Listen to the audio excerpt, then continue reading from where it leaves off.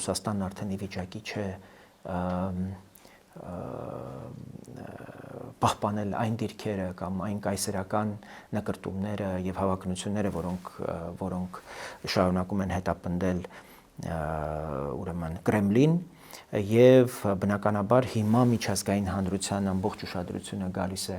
Հայաստան, առաջիկա շաբաթներին չափազանց կարևոր ուրեմն զարգացումներ են Երևանում եւ Ռուսաստանի նպատակն էր ամեն կերպ խոչընդոտել, որպեսզի եվրոպական քաղաքական համայնքի այդ գագաթնաժողովը տեղի չունենա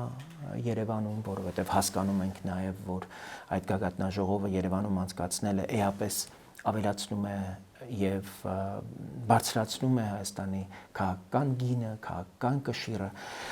եւ նաեւ Հայաստան Եվրամիություն գագաթնաժողով, որ առաջին անգամ Երևանում պիտի գումարվի եւ ըստ էության Հայաստանը դառնում է եվրոպական օրակարգի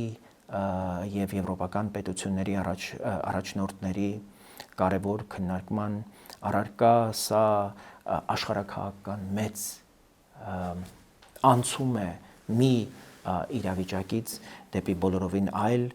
իրականություն, բայց այս բոլորի համար մենք ներքին կարողությունների կարիք ունենք եւ ներքին ամրության պաշարի կարիք ունենք, առանց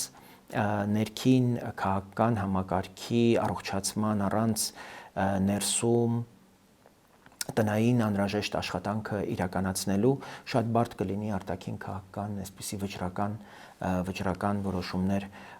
կայացնել։